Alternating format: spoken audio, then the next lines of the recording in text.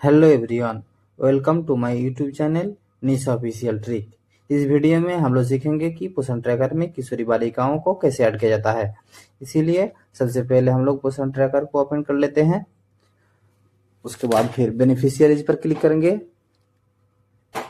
उसके बाद adolescent girls पर क्लिक करेंगे। खुल के आ रहा है, खुल के आ गया। फिर न्यू रजिस्ट्रेशन पर नीचे क्लिक करेंगे।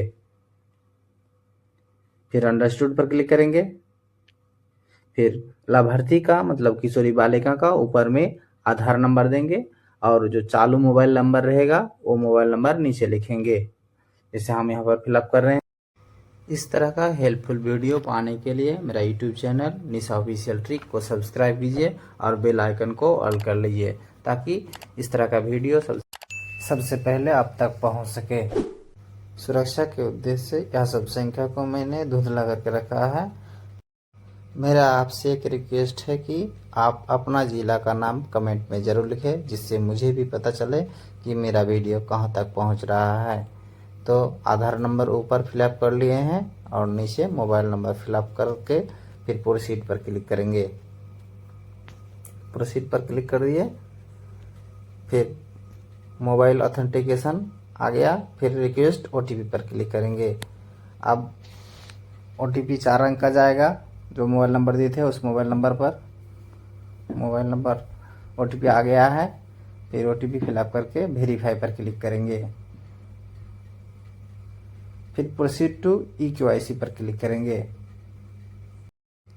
इसी तरह से eKYC पूरा करना होगा, तभी जाके बेनिफिशियरी रजिस्टर्ड हो पाएगा, अन्यथा नहीं हो पाएगा।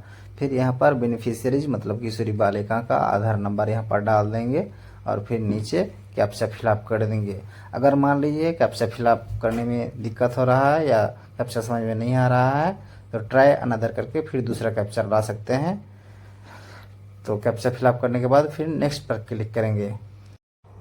इसी तरह से step by step her step को पूरा करेंगे, तभी जाके बेनिफिशियरी रजिस्टर्ड हो पाएगा, अन्यथा नहीं हो पाएगा। जैसे यहाँ पर हम कैप्चा फिलअप कर रहे हैं, फिर नेक्स्ट पर क्लिक करेंगे। उसके बाद फिर 6 अंक का OTP जाएगा, जो मोबाइल नंबर आधार पर रजिस्टर्ड है। तो यहाँ पर हम नेक्स्ट पर क्लिक कर दिए। अब फिर जाएगा उस मोबाइल नंबर पर OTP। यहाँ पर हम OTP लिख लेंगे। उसके बाद फिर कंटिन्यू पर क्लिक कर देंगे।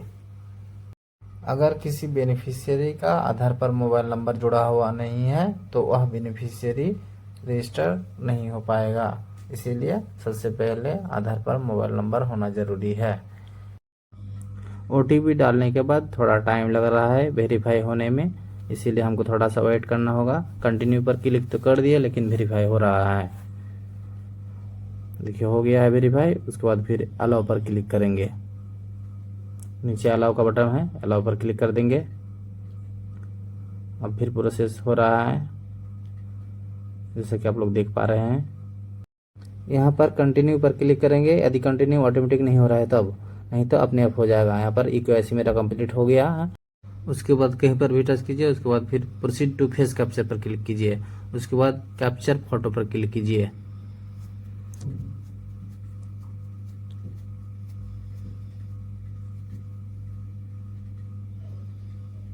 उसके बाद एक्सेप्ट पर क्लिक कीजिए।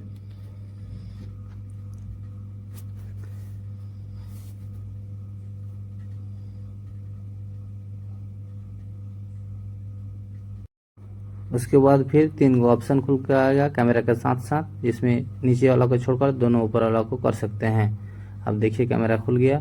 अगर मान लीजिए कि हरा नहीं हो रहा है, गोल घेरा और ट्रिक, तो फिर लाभार्थी को आंख बंद करने के लिए बोलिए और फिर आंख खोलने के लिए बोलिए, ऑटोमेटिक हरा हो जाएगा। जिस तरह से अभी हरा हो गया है।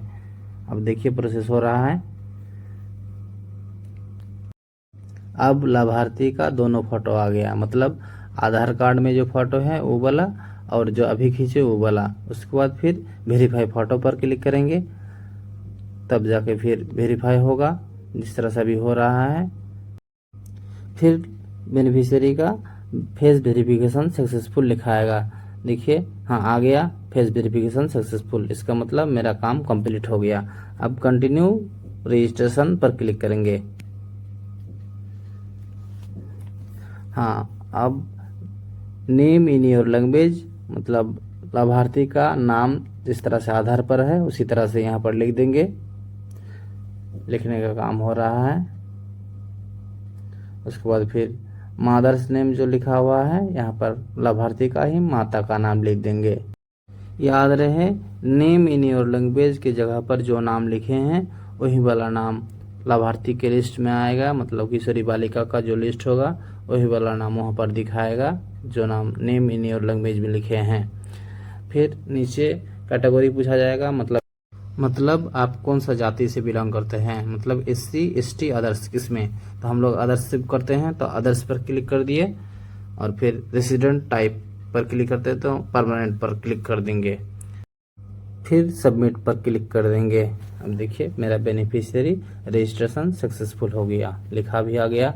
अब इसी को हम चेक करने के लिए जैसे अब बेनिफिशियरीज पर क्लिक करेंगे, फिर से दोबारा चेक करेंगे कि मेरा हुआ है कि नहीं हुआ है, तो बेनिफिशियरीज पर क्लिक कर लेंगे।